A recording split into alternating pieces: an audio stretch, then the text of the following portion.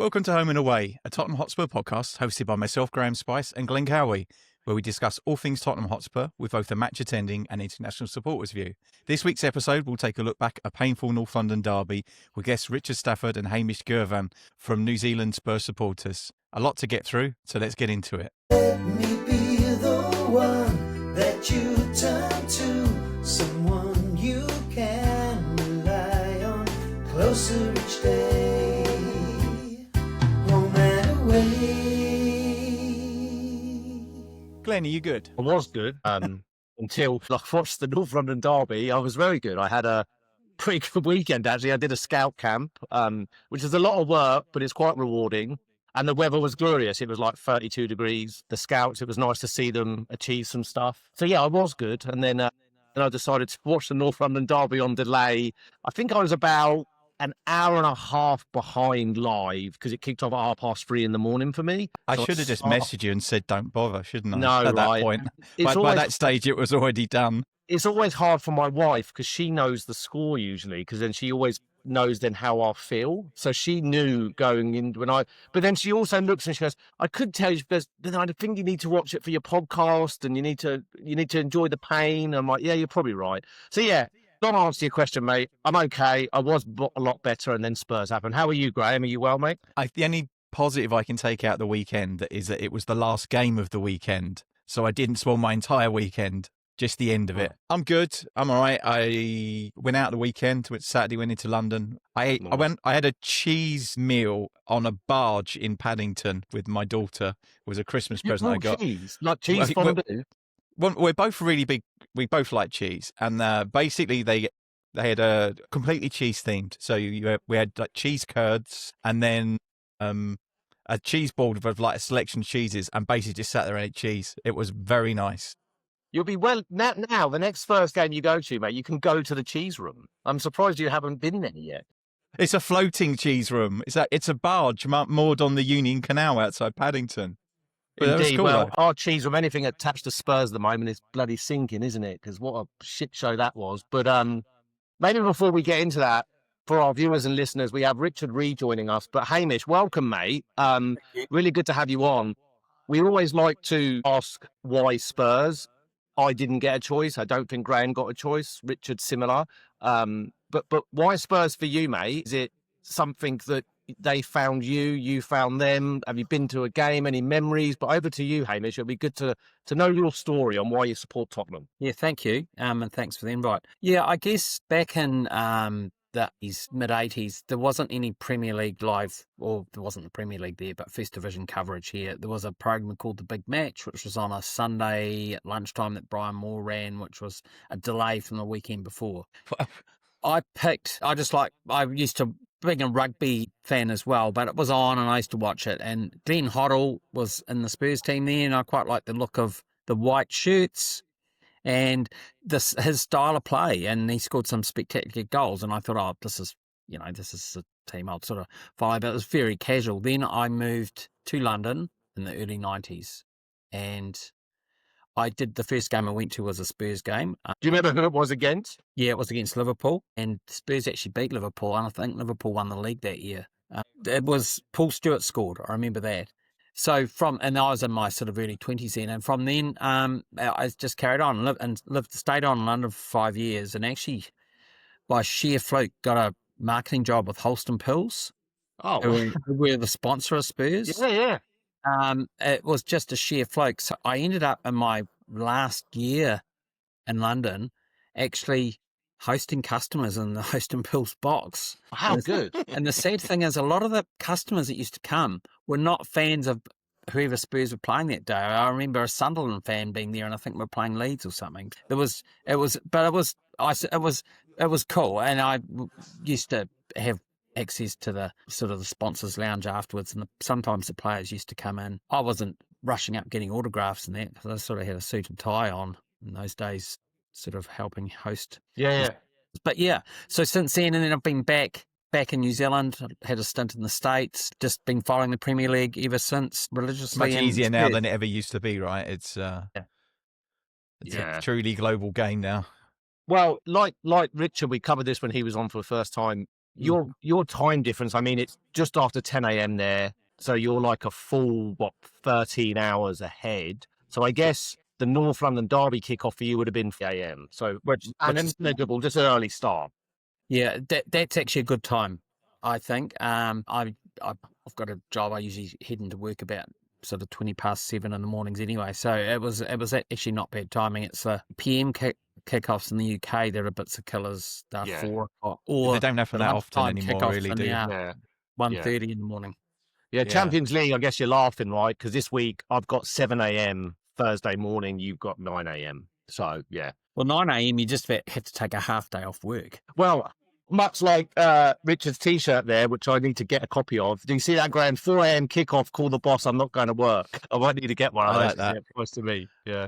Yeah. No, I've done many Teams calls with the game, like the pre-season matches, which were obviously in Asia. I had the football on one side, and I cannot contain myself when we score, so I look like a prize prick on most of those conference calls. But yeah, I understand it. It's weird though about the changes in the coverage of European football, because I remember in '96 I was in the States on a holiday for the Euros, which were in London, so that didn't go well. It was interesting, but I was the only way I could find the scores short of phoning home, which was expensive, was I got newspapers 2 days after the game. There was no coverage whatsoever. I couldn't find it anywhere. Really well. I know. It's so. I think for one game I actually phoned my brother-in-law and he put the phone next to the television. But I think it was the Holland game, and then we were just walking through Carmel, which is where Clint Eastwood was mayor, and we just walked up from the beach. We walked into a bar to get a drink, and at the end of the bar, there was a big screen, and I just walked in to watch Shearer score against Germany in the semi-final. And so how the hell that was on TV there, I have no idea. But yeah, we ended up watching all of that. We bleat and moan, and with Just Cause, I think, with all the different streaming providers having subscription models that you have to pay up to. But, we're in little old New Zealand, 12,500 miles away from where a game's being played. And apart from a delay of, 15, 30 seconds, we get everything everyone else gets. And of course, the 3 o'clock Saturday afternoon game. And more, yeah. And more. And I go back to your trip to Vietnam the other week. In deepest, darkest Vietnam, and I would say deepest, darkest Peru even, you probably could pick up a satellite feed and watch a Premier League game. I mean, most of us here object to having to pay 3, 4, 5 different subscriptions to watch Spurs play every game. And so we pick up the odd Uki stream, and some of them are quite reliable, and some of them just show you things you shouldn't be looking at. But you get to see every game, and you get to see everything almost near real time. So going back to Hamish's point, I've got many friends who say they support Man United or Liverpool or whoever because they were the first teams we saw the week after they played the game when they won. Things like that. There was a quite limited cup. I think Hamish, you mentioned about like the big match, that they were really selective about who they showed. So it was. They didn't. If you were a lowly team at the bottom of the league, you didn't get any television time at all. So, I guess we were fairly flamboyant as a team around that area. So we probably got quite a lot more TV than we deserved from the results we had. But even it's changed a lot in England, right, Graham? In terms of, and I'm right awful. But I'm on the cusp of remembering FA Cup final day, Spurs, Nottingham Forest, 91, last we won it, which is pitiful. But I remember that, the coverage starting at 9 a.m. and it would start at the team's hotel, breakfast. It was great, but that's what you get. They'd have a helicopter tracking the buses on the way to the stadium, wouldn't they? But that's all gone now, right? FA Cup final, what's an hour of build-up? But it's worse than that even. I mean, the cost to watch all the games here, and remembering that you can't watch all the games here, you can't watch the 3 p.m. kickoffs, and some games are just not televised at all for some reason. You need a Sky subscription, you need a TNT Sports subscription. At the moment, Amazon. Some of the Champions League matches are on Amazon as well. Yeah, so That's the 3 services, and that I don't know what and work it out. It's a lot of money. It's probably nearly as much as my season ticket over a year. Yeah. So, yeah. Well, Yeah. we're deflecting as much as we possibly can, but we've got to talk about it. How about that weather? As I mentioned, I watched the game on delay by about an hour and a half. I didn't really understand the setup. I didn't understand why Porro wasn't in the team if you're trying to play wing backs. I didn't understand why you wouldn't include Sarr. Maybe he was coming back from injury, or Bergvall. I guess he had concussion, for a bit of energy and a bit of ball carrying in the middle of the park. Aside from Richarlison channeling his inner Scotland with a halfway line goal, I mean, it was just abysmal. Again, it was the Chelsea all over the place, all over again, right? In terms of just creating nothing, fending for our lives in a way. I didn't get it. I didn't get it. And even once he changed it, second half, they scored within a few seconds. 30 seconds, yeah. And the Eze hat-trick goal, I don't know if you guys have seen this footage, it came from our throw-in in their final third. We're in their final third, and Spencer's gone the other way. What? No one wanted the ball, but Richard, I'll pick you first, mate. What did you make of this? No. Well, look, there's a couple of things. I listened to an interview that Thomas Frank did and said, blame me. But he said, we wanted to play the way we did against PSG, right? And I'm thinking to myself, okay, so you didn't really want to score. And more importantly, as I say, the playing of the 3 centre-backs and 2 wing-backs, you'd pick a different combination. But you can't even see where a ball going forward's going to be, right? You go to the midfield. I don't mind Sarr, but I would have picked Bergvall above Bentancur, because I thought Bentancur was pretty awful. And Spence had a real shitter. I don't know what Spence is doing at the moment. His head's all over the place. His body language looks wrong. His touch is all wrong. He always seems to be languid and behind where the play is. I was really disappointed with Spence. I was really disappointed with Van der Ven as well. Yep. Van der Ven made a couple of interventions, but he's just standing around looking as though he's reading the fucking paper. And I don't like that. And the 3 goals that Eze scored, if you have a look at where he gets the ball, there's a pocket in front of the back, in this case, the back 5, where the midfield haven't joined and try to take a man out. And he's got a second or a second and a half to pick his foot, pick where he's going to kick the ball and get the shot away. His backlift is really quite short, right? So yeah, all the goals were like that, weren't they? Well, but Trossard's first goal, they tried that little flick over the top before. So it wasn't like there wasn't a warning, because Rice had the shot. Yeah. And it was like, what the fuck? I actually thought, and all fair play, I'm not a Trossard fan. I think he's got a face only a mum could love, and he looks as though he needs about 5 weeks sleep, doesn't he, at the best of times. I thought that was a bloody good goal, actually. Oh, yeah, it was. It was a great finish, yeah. But, if you have a look at that one coming about, Danso leaves his man, no one takes the runner, and effectively he gets a free turn on the penalty spot almost. And that's crazy. You don't do that in the Premier League. And our 2 centre-backs were just stood like statues. Yeah. The bit that gets me, and I wrote about it in one of the newsletters last week, is there's no passion, there's no anger, there's no forward play, there's no urgency, there's no emotion, there's no They're always disappointed after happen. They always seem to be really disappointed with themselves after the match. But the only time to do something about it is before the match. It's a bit late, isn't it? Frank tells us what they were trying to do, but I saw none of what he said they were trying to do. They didn't do any of it. Wow. Yeah. And we played effectively 7 defensive players, and we never got the ball to the other 3 players. You could count the number of times we probably got into their half on one hand, and even the goal didn't come from their half. It was just pitiful, really poor. Xavi made a difference when he came on. Yeah, because all of a sudden you got something to connect them back to the front, and I think there was just nothing. They had more people than us in midfield, and we just never broke through them. Yeah, didn't even look like we were going to at no point in the match. Hamish is nodding away there, but I'm keen to get your view, mate. Come in here and rant, yell, scream. Give us your overview. Get it off your chest. Maybe you saw it differently than us, Hamish. I don't know.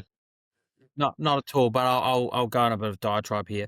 We finished 17th last year. Rich will be used to my views on this. I'm not sure why we expect to be top 6. I'm really serious. We finished 17th. If we finish 10th this season, I actually think that's a result. Not many teams go from 17th and finish in the top 4, 6, even 10 a lot of the time. And that's how far we've regressed. I don't think we have the players that are going to get into the top 4. I just think that's unrealistic. And I think finishing 17th is sobering, but it was probably, you can blame Ange, but it's just the quality of the players we have in some ways. So that's one thing. The result, although disappointing, and I understand the passion not being there, I'll talk about that in a sec. Van der Ven, I thought, had a really poor game, and I think as Spurs fans, we're all bought into Van der Ven as being this, wow, we've got a superstar on our hands. He was, I no disrespect, no one really knew him before he joined us. And all of a sudden, we think, oh, this guy's worth millions. Because I think, Rich, what we were talking last week, how much salary he's on? He's not on a huge amount of money. 50 grand a week. Yeah, that's it. And everyone's going, oh, we need to get him on. Well, do we? Like, is he worth more? He's had a few good games over the last few seasons, but, if a bigger club comes in... We're still leaky like a sieve, aren't we? Yeah, exactly. And even with our first choice defence, we still can't kick the ball out. Yeah. He has something that will always get awry and a view is he's got pace. Yeah, yeah. Right? But usually that's to cover up for mistakes that we've made, of which we make too many. Yeah. We cannot play from the back. Just like yesterday was a classic example. I think if we strung 3 or 4 passes together from the back before we lost the ball, that was about it. I don't know why. Well, it's not just Spurs. I think a lot of teams, we can't play from the back. So I think Frank has to work on something completely different for that. It's just, yesterday was atrocious. So I just thought every time we got the ball, I don't think we got into their half for ages during that game at some stages. We didn't. Well, did we test Raya? Do I remember a save? No. Not in the first half. Nothing in the first half. Well, I think the other thing that we haven't really mentioned yet is that was a North London derby. Yeah. That wasn't just us playing Arsenal. That was a North London derby. There was absolutely bollocks all passion or, pride or, making progress. So I agree with Hamish. Hamish and I got slightly different views, but we 9 times out of 10 agree. I think we're flattering to deceive at the moment. And all this bravado at the beginning of the season where we think, Thomas Frank's the saviour, I don't know what he's doing. I really don't know quite what he's doing, right? And the thing with Thomas Frank, which was different from Ange, and there's a lot of those issues, is that Thomas Frank talks too much. He tries and explains everything, like his logic and his methodology around what he's going to do, what we're trying to do. And I'm a little bit tired of hearing his words and not seeing any actions, to your point before, Glenn, right? And for me, I want to see a leader on the pitch, because I don't think Romero is cutting it at the moment, right? And I would rather see someone come in and play. And actually, I think someone who's got that temperament is Girvan. Yeah. And I would just like to see him, and I'm not going to do tactics, right? But I'd just like to see him sit right in the middle and just do number 8. Yeah, just like, the old Pac-Man maneuver thing. Just do this. 20 yards, right? No more than that. Pick the ball up and join the back to the front, or join the side to the other side. And it's not for one moment comparing the two, because I don't think you can, but it's similar job to what Gascoigne used to do in a team, as well as that incredible brilliance he had. He would do that. He would sit and it'd be 20 yards, it'd be in the middle, and exactly. It's that type of a role that we need, a proper central midfielder who can join attack, who can tackle, a true number 8 is what it is. Yeah. But Rich, you brought up like the North London derby passion. I'll be honest, do they care? Do the players care? I was in the UK for all of September and went to a couple of Spurs games, caught up with I've got some friends that are sort of involved with the media. One of them brought up a really good point. He said the Premier League players today, and he brought up Brennan Johnson as an example, is earning like 40 or 50k a week. They won't have to work again for the rest of their lives. They'll, on a 5-year contract, he'll end up collecting Rolex watches. And this guy was a Man United fan. He said, Luke Shaw comes across in the media really sorry about the loss, blah, blah, blah. 10 minutes later, he won't care. He's in his Range Rover off to his mansion in Cheshire and forgotten about it, playing PlayStation with his kids or his mates. I honestly don't think there's many Spurs players that London derby meant a lot, or North London derby meant. It's a fair point, right? When I compare, just to be clear, I have less. I look at the starting 11. We had one Englishman, and I'm not going to start banging the drum of this patriotic. There are English players in the squad that maybe aren't fit and they would have played. But the point you're making is, if I look at the Arsenal team, Eze, Arsenal youth product, Saka, Arsenal youth product, Rice, English, Skelly, we will understand. Ben You look White. at Arms, you go through that team, arguably, if I was to pick a player out of our 11 that started, I'd say only Romero would maybe fall into the category of getting it. Maybe Van der Ven, they played them enough. But it's a fair point, Hamish. Like, what do we have in that? If you look at the spine or the team as a collective, who's in that team, that squad that gets it? I heard Darren Bent previewing the game. I actually didn't realise he's a Gooner fan. Oh, yeah. And you I didn't know that. Yeah, if you've never put up with him on TalkSport, very much a Gooner. I didn't know that. And he sort of said, when it comes to these games, I used to play for Spurs, never played for Arsenal, but it's Arsenal first. And I thought, wow, that's interesting. It's just, I just wonder how many of them actually get the whole derby thing. Back to the Gooners and their team, these guys, when I was in the UK, were saying that the Arsenal team have got a real dressing room culture, and it's all driven out of the dressing room. Kind of, he's the manager, but they've created this culture that they compared to Keane at Man United. That's the culture. So they manage themselves. You can see that with Gabriel and that they're passionate. Like Gabriel, if we'd won that, I honestly wonder how much passion our subs would have had on the sideline punching the air like that. I think that's the difference with Arsenal. They've got this culture of the toughness, and they've got this dressing room. They've been together for so long. I think there's a few things about Arsenal, right? Is that they are 6 years into a manager who's had stability, and he's had a shit ton of money to spend. And whenever they bought players, they haven't compromised like we have. They've always gone for their first choice player and paid the money, whatever was necessary to get the player they wanted. So they paid 100 million for Rice, and they've paid big money for other players, which we've always shied away from. We'll always get the next nearest, and it's all you can see that in the difference on the pitch a lot of the time. Sometimes we get lucky, right? And it is luck, I think, because we're buying players with a high ceiling and hoping that they fulfill it, and that doesn't always happen. And also, we're on in that 6 year period. We're on our fourth or fifth manager, maybe it's not more that than many. that. Out Ryan Mason, and Stellini into the mix. So it's 8. Complete lack of stability, and also really poor transfer business, I would say, over the last 6 years as well. Because and it doesn't help that you obviously had the change in managers, because they all want different types of players, and so you end up with a squad of players that don't fit square pegs round holes. But what worries me, I think, about the game, and we talked about who didn't do what during the game, but two things that stood out to me. I'm not sure if it's mentality or if it's tactics or a mixture of the two things. But I don't think they're doing what Frank is asking them to do. I can't believe that that's what he wanted them to do. And he almost said as much in the interview after the match. Yeah. We wanted to do this and we wanted to do that, but none of them did any of it. It wasn't like they did it, tried it and it failed. They just didn't do it.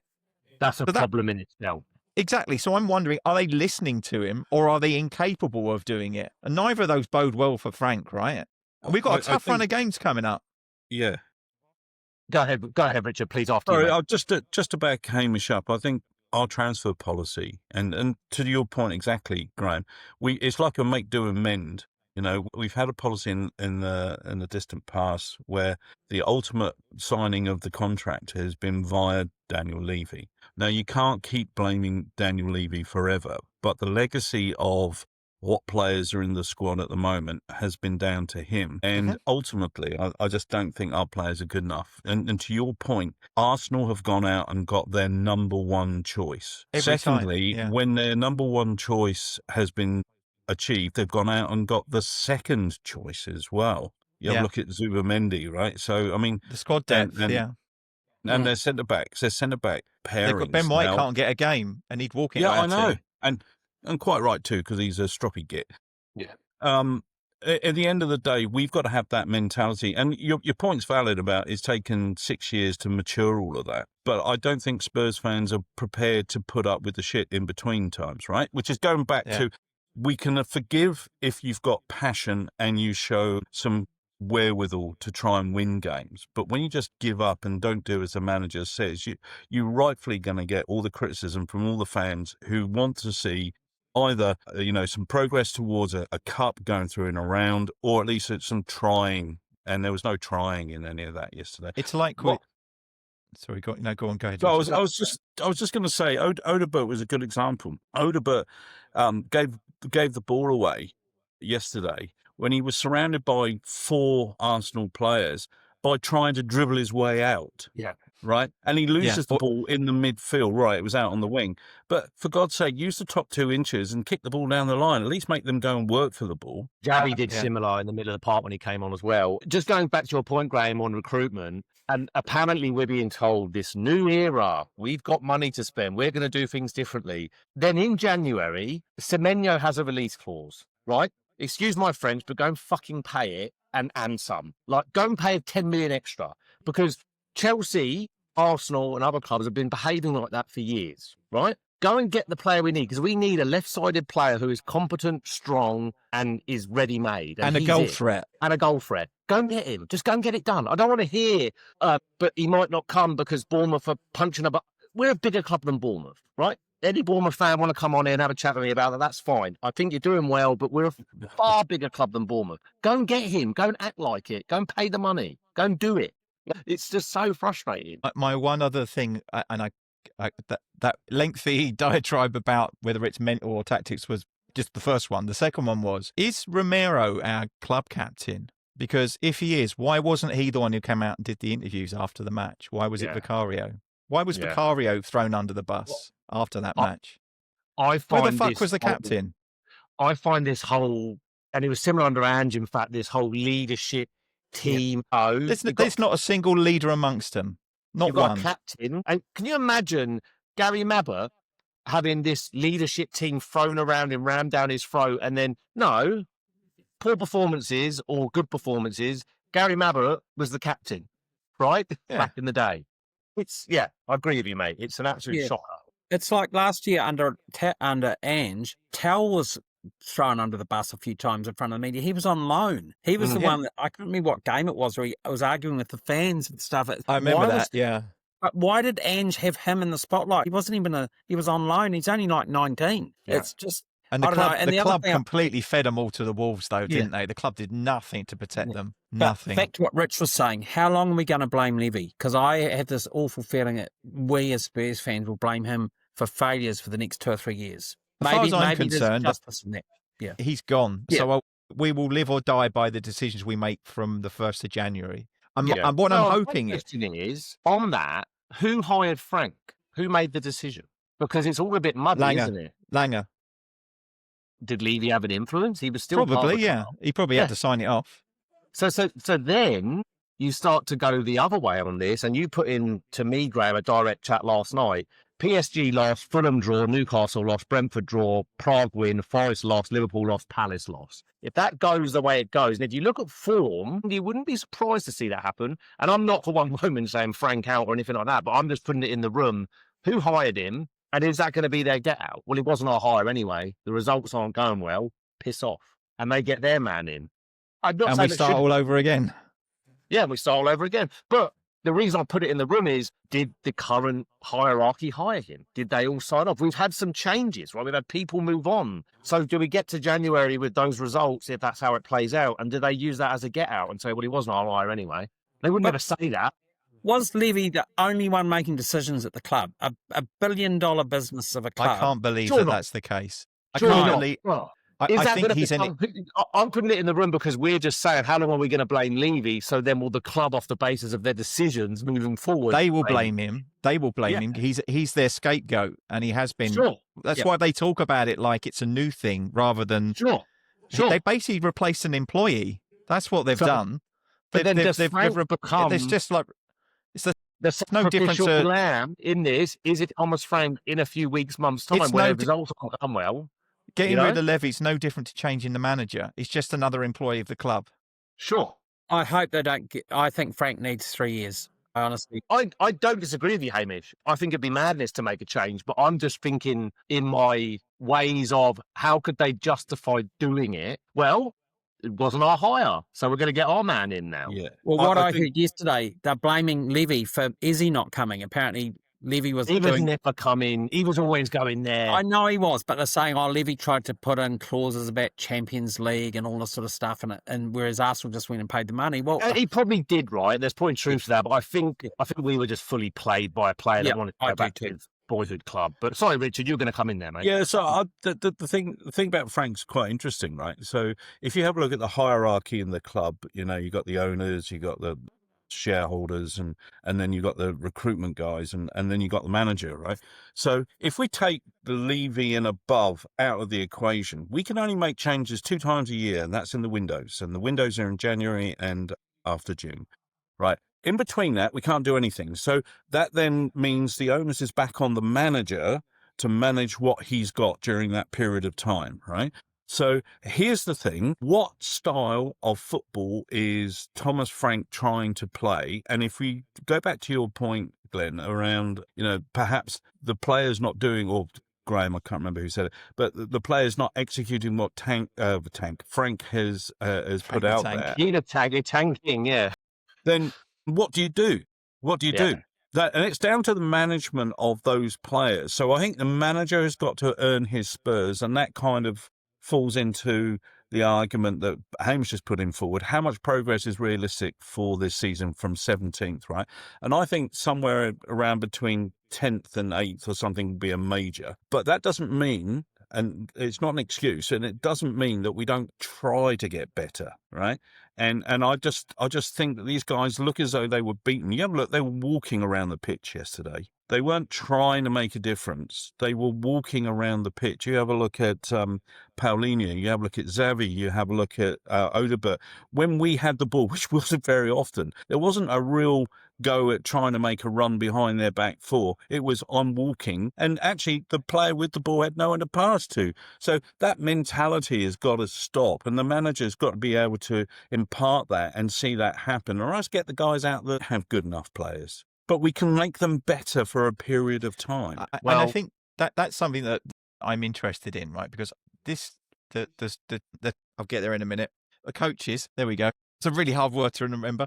The coaches did take players, championship players in some instances, at Brentford, and make them better. And they were a cohesive team that played for each other, and you could see exactly what they were trying to do, and they knew what they were trying to do.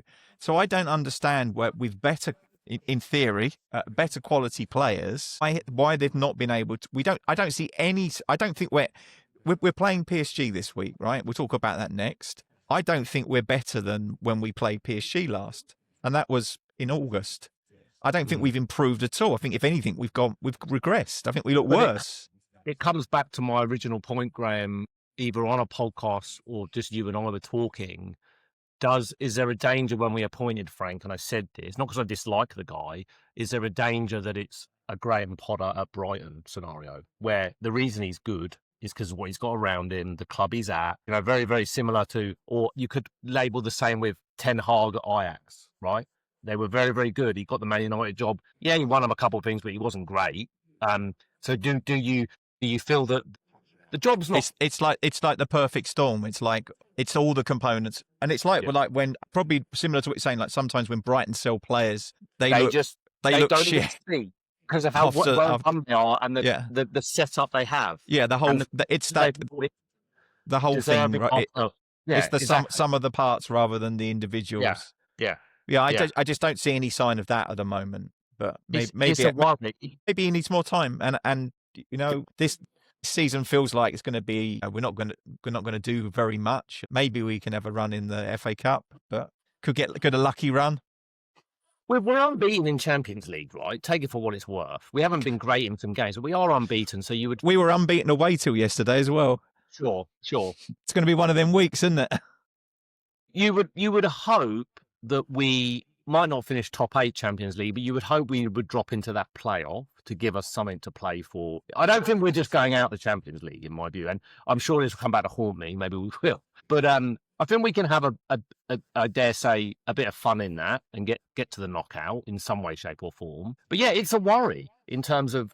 But then he's got no Kulusevski, no Solanke.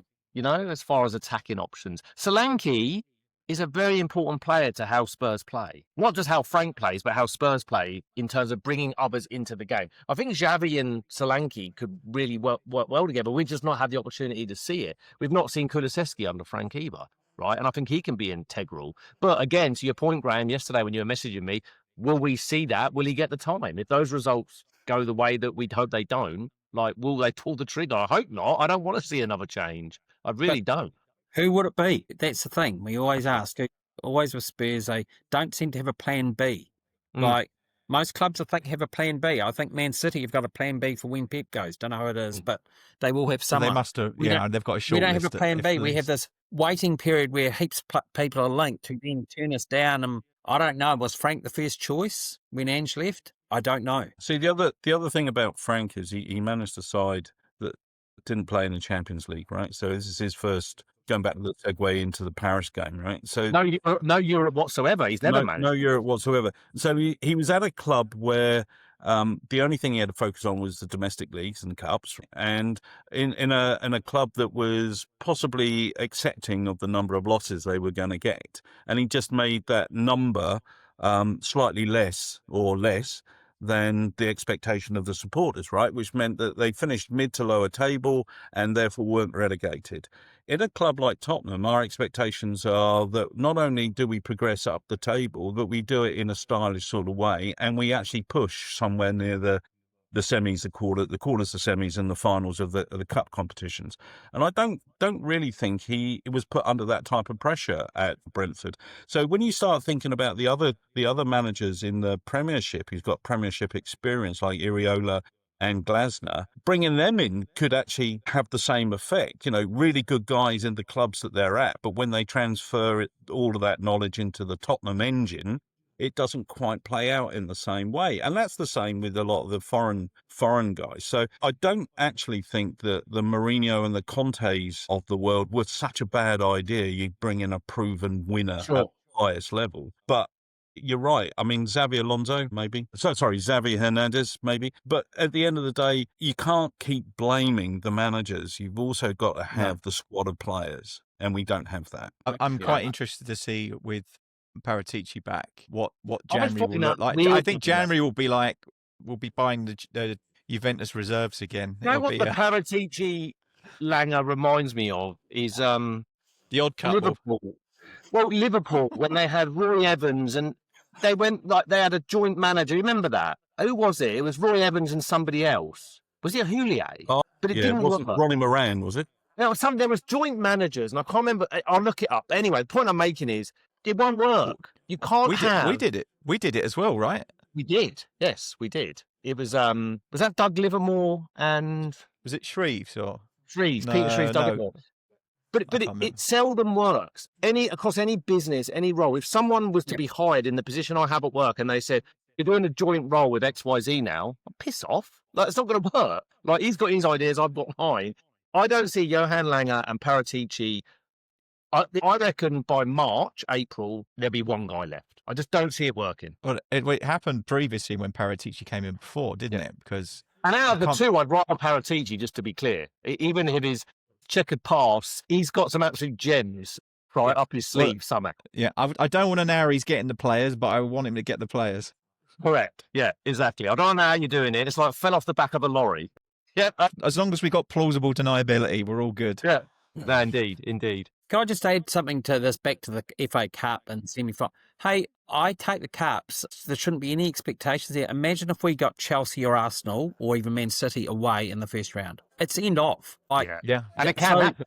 Yeah, it's happening. Yeah. We're not going to get minnows and work our way up in the cup run. We could get But on that point, Hamish, even when we get minnows, we tend to make hard work of it. Was it Newport? We had a bloody replay to get past them. Yeah. I was at that replay. Bloody freezing it was. That's never a gimme either. No. I mean, don't even get me started. I mean, I'm looking at above me, I've got when we won it in 81, and then over there that needs to be put up is Gascoigne's free kick against Arsenal. It's been too long, right? I want to update my pictures in my office of us actually winning the FA Cup or doing some damage in it. But talking of doing some damage, we pivot to PSG away. I mean, Graham, do you think another damaging defeat, or do you see us miraculously getting something? I think we're going to get absolutely pumped. I think we obviously we played them in the Super Cup final, and we played very well. But we also were playing PSG, who basically were pre-season, more pre-season than we were. They played in the Super Cup and then not played football until they played us, basically. Yeah. So I think that that was not them at their best, and they've now had a good dozen games or so. They'll be in top gear. I think they're doing very well I think they're generally doing well in the league and in the cup as well. It's going to be a tough match. I think we'll set up that.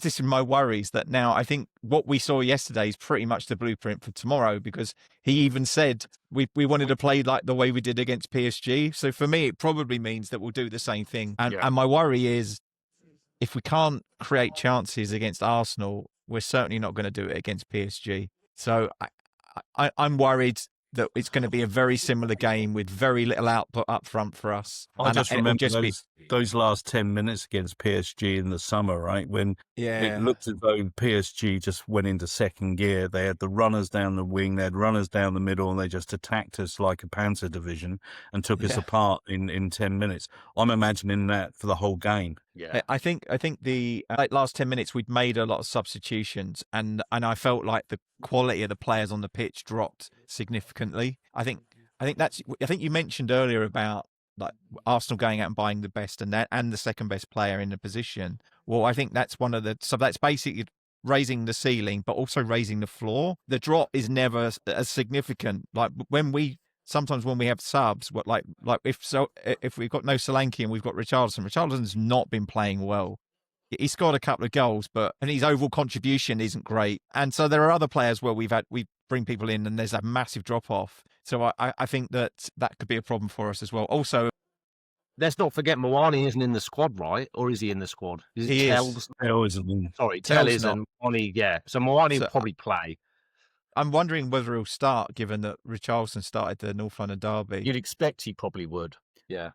But, I know Frank was saying we wanted to play against like we played PSG. No disrespect, the PSG game was a glorified friendly in a lot of ways. I know there was a cup to it. But, if he's harking back to how he played in a pre-season game as how we're going to play against our biggest rivals, does he? Yeah, I don't know. I actually wonder if he'll sort of rest quite a few players for the PSG game and focus on Fulham. He might do. Yeah. I mean, he might well do. We don't have the squad to play. I don't think Richarlison can play 3 games in a row. I honestly don't think he can. He'd break down. Yeah. Well, he probably plays for about 10 minutes of those 3 games. Yeah. Well, I think the crying shame also about the weekend was, and this is it's slightly unfair, was Richarlison's goal against Arsenal was fantastic. Yeah, it was brilliant. It was opportunistic, and it was the only time we got past their back four. But it was a fantastic goal. We haven't even spoken about that. Yeah. What a great win by Paulinho. And then, Paulinho did really well to win the ball back. But where was that though, Richard? This is my whole thing. Where was that snap and bite throughout the game? No. 3-0 down by the time that we started doing that, right? Yeah. To go back to H's point, at the end of the day, if we've got to rely on that, which we possibly won't get against PSG, then we ain't going to score against PSG. So I think we've got to be cleverer. I think he'll play Odegaard because some of these guys are more used to playing continental football than we think. And I think he'll play Moani up front because Richarlison just can't do it. Yeah.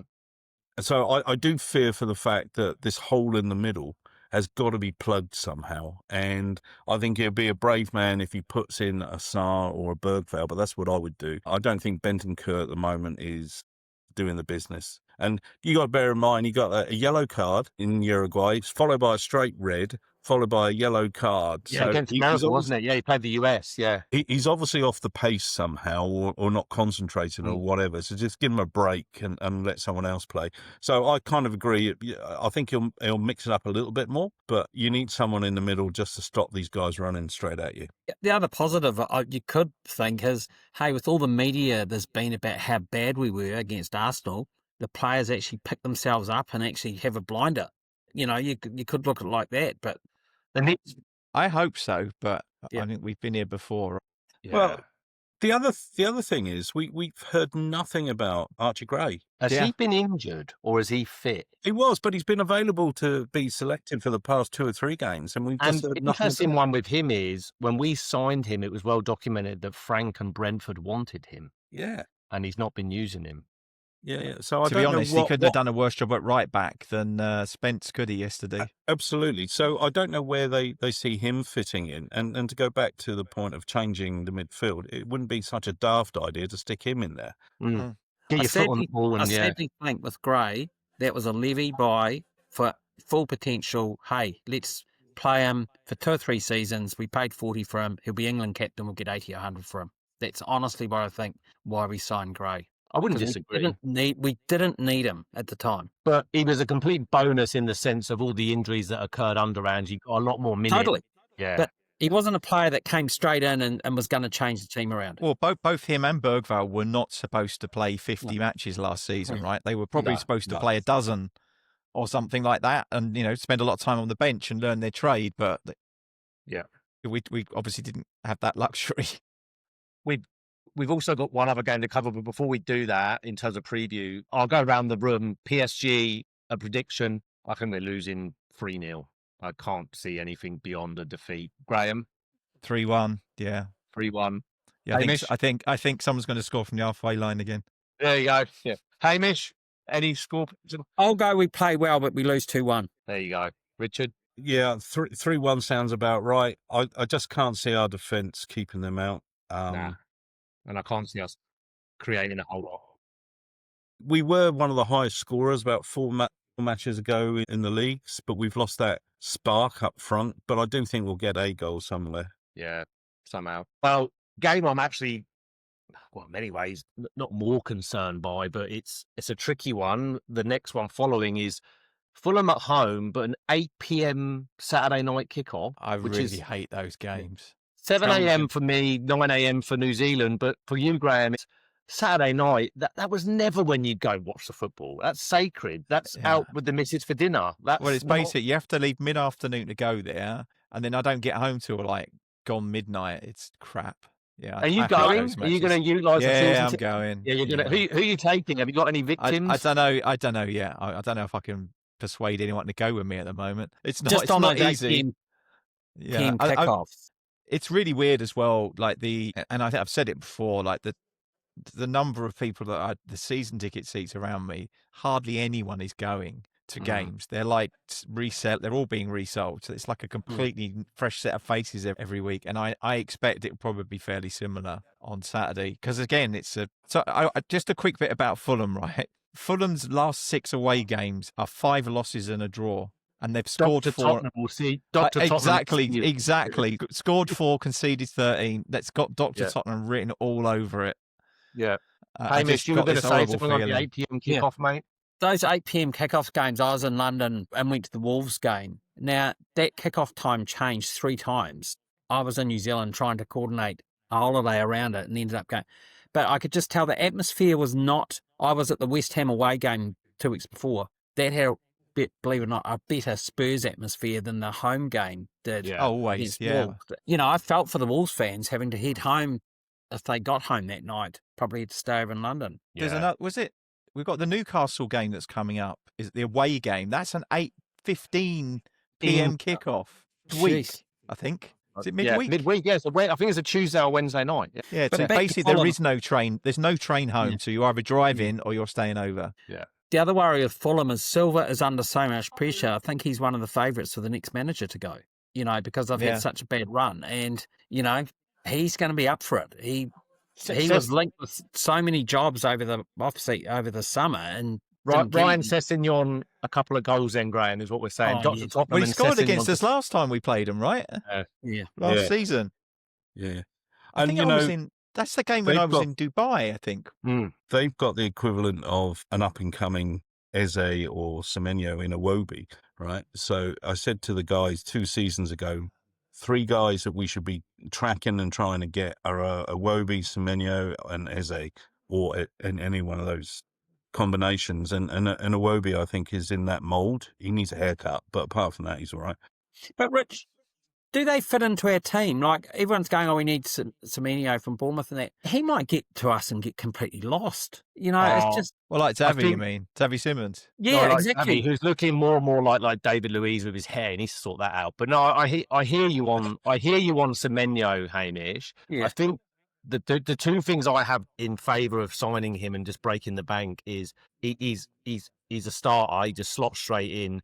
He's also from Ghana, and so's Kudus, and they're pretty good mates. So I wonder if that will help him settle if we were to sign him. But yeah, you're right. I get it. Like your concerns, and will he fit in? Is he good in that Bournemouth team? Is he a big fish in a small pond? But yeah, it would be interesting to see what. Well, on Fulham, I remember talking to someone who was a Fulham fan when we signed Session, who said he is going to be well out of his depth at your club. And he was kind of right. I know he had all the injury, but when he played for us, he didn't do anything. He's gone back to Fulham. Yeah. He actually looks like a good player. He's a good player again, yeah. So the other thing I saw in the press today that we're linked with Samu Agahoa. I think he's a Porto striker. So I messaged Joao, my friend in Lisbon, and I said, "You've obviously seen him play a few times. What do you think?" He said he's got huge potential, but he's not there yet. Which sounds like a perfect Tottenham signing to me. We'll buy him. But again, going back, I think I touched on this before, but Ivan Toney on a loan, 6 months, makes the most sense, right? In terms of Premier For tax League player, purposes, it score does. your goals, play with Frank. I know his character is questionable, but we need someone to slot in, and I think he'd probably do that. And that We would just be need someone to score some goals. Hey, sensible I'll take, business. Is Sandra Semenyo and Redknapp, I Toney. do. Anyone. Yeah, exactly. Yeah, no, indeed. It's always tricky to put a prediction on a game which comes after another game. I actually think we'll beat Fulham, and I don't know it'll be pretty. I think it's going to come out of just pure desperation. We have not won a home game in the league. What is it? August? It must be, right? Since Ages. Burnley, isn't Yeah. it? I think it's just going to be pure desperation that we'll get it done. I think like a 2-1 or something. But again, I don't know what's going to happen PSG injury-wise, players available. But Graham, you think it's going to be a draw? Another draw? I can't put myself through another one. I think we might win it. I think it might be. It'll be tight. Maybe 1-0, 2-1, something like that. It's not going to be an easy watch, I don't think. No. I just don't think. Sorry, we're going to mate. play 2 games where we'll probably play 3 at the back with some kind of weird formation, and then we'll switch back for that game, and then they'll all look like they've never played football before. Yeah. Hamish? Here's my prediction. We'll win 2-1. Polini will score the winner. He's already on a yellow card. We'll take his shirt off and get a red. Yeah, there you go. Close us out, Richard. Bring us home, mate. With a I'm going to end on a bit of optimism. I think from a probability standpoint, we're due a win, so we'll win. I actually go back to the point one of you made around will the players step up? I think they will, because I think we get smacked against PSG. So I'm going to go for a 3-0 win. Oh, okay. Bloody hell. I might put a I bet hope on so. that. At least my train journey home would be a bit more enjoyable, and me Sunday. Yeah, indeed. Well, I don't have a great deal else, Graham. Or as always, finish on the note of "Come on, you Spurs." But over to you to any final thoughts and to close us out, mate. Yeah, so I just wanted to say thanks to Richard and Hamish for joining us. It was been a pleasure. Thanks to everyone else who listened in. Please like and subscribe to the podcast, tickle the algorithm so we can get in front of more Spurs supporters. And do let us know in the comments what you think of our chances in the 2 up-and-coming matches. And to close us out, come on, you Spurs. Let me be the one that you turn to, someone you can rely on, closer each day.